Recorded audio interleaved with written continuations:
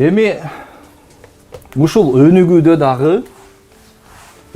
дагы жеке өнүгүүдө бизге коюлган тузактар бар. Жашоодо байкасаңыздар. Мен артынан кайталайбыз, активдүү болобуз бүгүн. Тузак. Бул сенин көзүңө жакшы көрүнгөн. Бирок натыйжада жамандыкка алып келген нерсе. Түшүндүңүздөрбү? Мисалы үчүн, тузак деген бул көзүңө аябай кооз көрүнөт, сени өзүнө тартат. Бирок натыйжасында эмне алып келет? Сени өкүнүчкө, жаман нерсеге алып келет, кайгыга алып келет. Түшүндүңүздөрбү? Биринчиси эркектерге коюлган тузак. Эркектерге коюлган тузак. Бул арак, шарап, ичимдик, арак.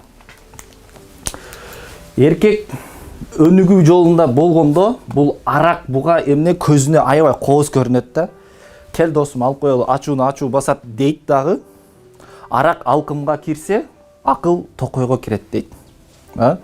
Арактан өткөн душман жок, акылдан өткөн тууган жок дейт. Арак анын көзүнө аябай кооз көрүнөт дагы. Жада калса бул адамды эмне кылат? Бомуш болгонго чейин алып барат. Ишенесиздерби? Арак натыйжада сенин үй бүлөңдү жок кылат, бийлигиңди жок кылат, экинчисинде байлыгыңды жок кылат, анан авторитетиң жок кылат. Туурабы? Мурда эле жапжакшына болуп жүргөн адам болсо, жапжакшына кийин арак ичип кеткен болсо, бомуш болуп калган болсо, ага уже мамилең өзгөрүп калат. Туурабы? Башкача болуп, сени анын авторитетин, сен алдыңда анын авторитети жоголот.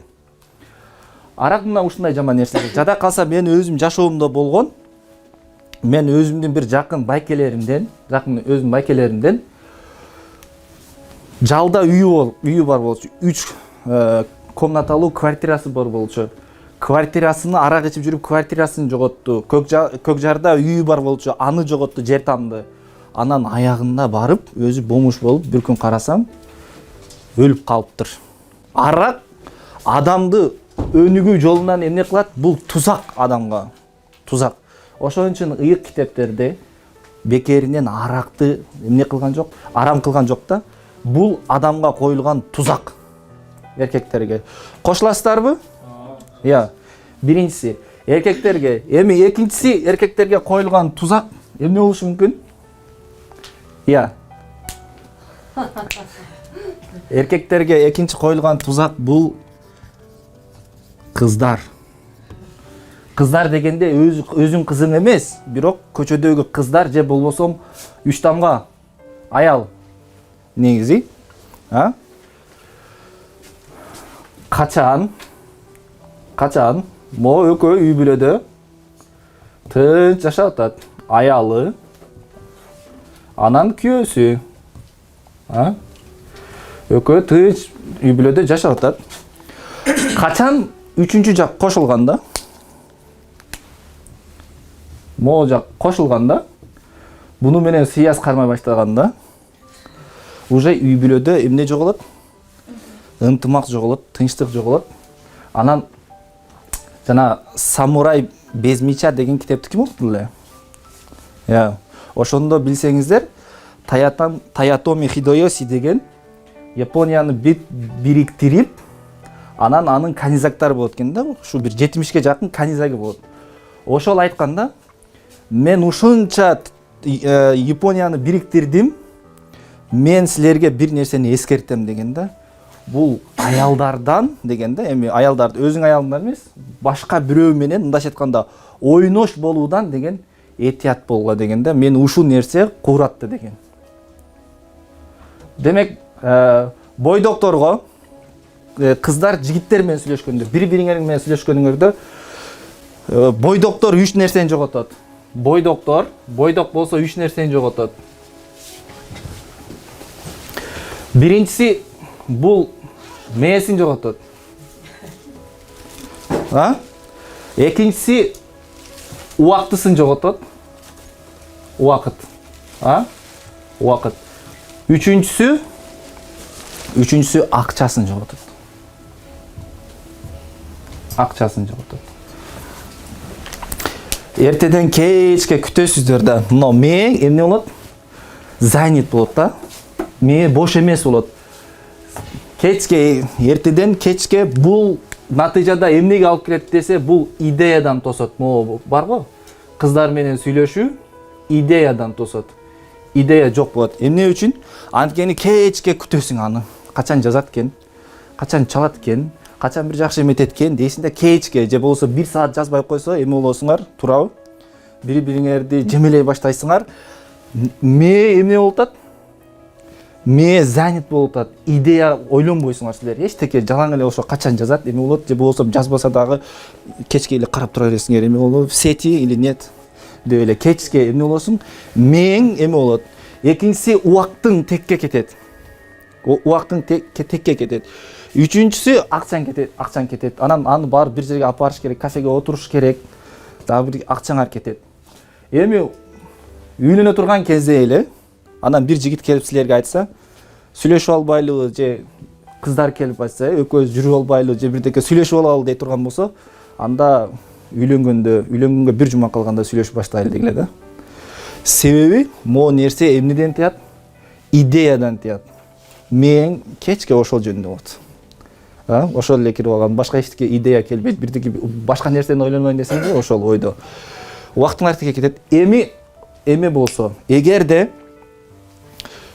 үй бүлөлүү боло турган болсо, 4-үнчү нерсе кошулат. Үй бүлөсү жоголот.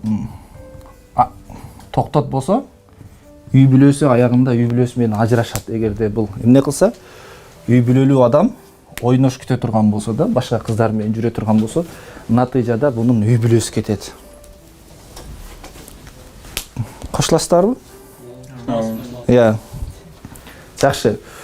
Себеби биздин тренингибиздин өзгөчөлүгү ушул да, биз бир жерден урдап алган жокпуз, ушул өзүбүздүн турмушубуздан эле көргөн нерселерди алып туруп, китептен окуп, анан ошолорду эмне кылып, өзүбүз тренинг кылып жасап атабыз да. Эми үчүнчүсү эркектерге коюлган тузак. Бул азыркы кезде телефон болуп калды. Же болбосо игра. Балким сиздерге байкалбайт. Балким бул боюнча сиздер кошулбайсыздар.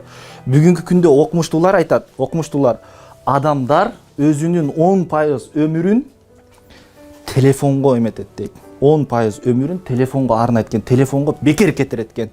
Элестетсеңиз, 50 жыл жашай турган болсоңуз, ошонун 10 жылы телефон карап өтөт экенсиз да, ушинтип эле. Каякта болсо телефон карап өтөт экенсиз. 10% демек эмнеге кетти?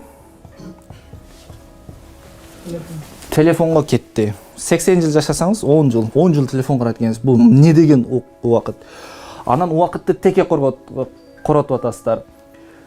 Анан окумуштуулар дагы бир нерсе айтат. 24 саат мурда, ушу бир сутка 24 саат болгон болсо, азыркы кезде убакыт кыскарганына ишенесиздерби, ишенбейсиздерби? Ишенесиздер. Убакыт, окумуштуулар айтат, убакыт азыр 6 саатка кыскарган дейт. Ошондо канча саат болуп калат? 18 саат болуп калат. Мурдакы азыр 20 саат турат. Бирок берекеси дейт. Канча экен? 18 саат, 6 саатка кыскарган дейт. Өмүр ансыз деле кыска. Анын дагы болгонун ушунча берекеси кетип атса, биз өмүрдү каяктага коротуп атабыз? Игра ойнойбуз кечке чейин. Тилекке каршы эмеге маршруткага чыксаң дагы, маршруткада дагы бирөөлөр кетип аткан. Кечке игра ойнойт, эмне кылат, тиңне кылат. Анан биздин ушул нерселер менен алек болсок, биздин башыбызга кантип идея келет. Бүгүнкү күндө онлайн игралар чыгып кетти, туурабы? Онлайн кечке акча коюп алып ойнойт. Мына булар эмне? Эркектин өнүгүүсүнө коюлган булар тузактар.